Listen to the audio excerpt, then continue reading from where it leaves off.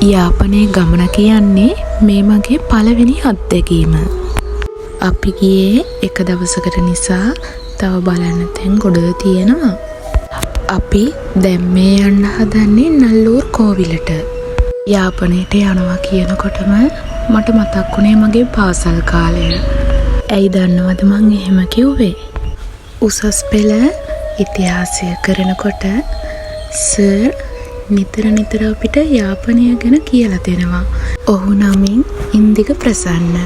ඉතින් මගේ ගුරුතුමාට මං හදවතින්ම ස්තුති කරනවා.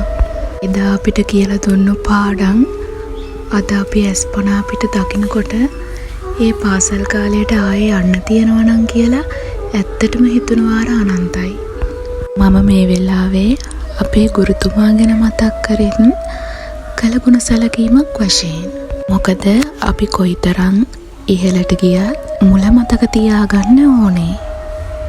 ඉතින් අපි දවල් කෑම කාලා ඉවර වෙලා මුලින්ම ගියේ නාග විහාරයට. නාග විහාරය වැඳලා ඉවර වෙලා ඊළඟට අපි ගියේ නල්ලූර් කෝවිලට. කෝවිලත් බලලා ඉවර වෙලා අපි එහෙම්මම ආව දඹකොළ පටුනට. අපි එතන ගොඩාක් වෙලා හිටියා. बिम्बशा वही मातमा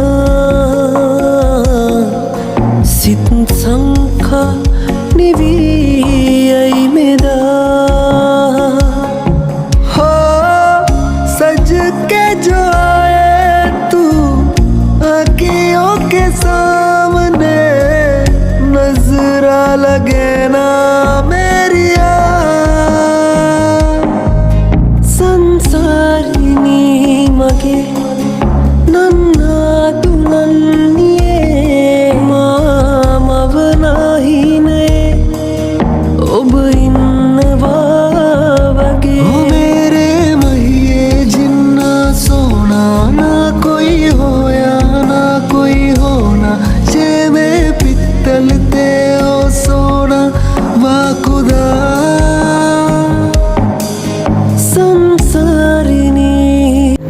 सदवतिये अब मगे मयई किया श्राद्धावनी मायन गलन गग करल वगे सदा काले मां हदेवीना मवा प्लसिना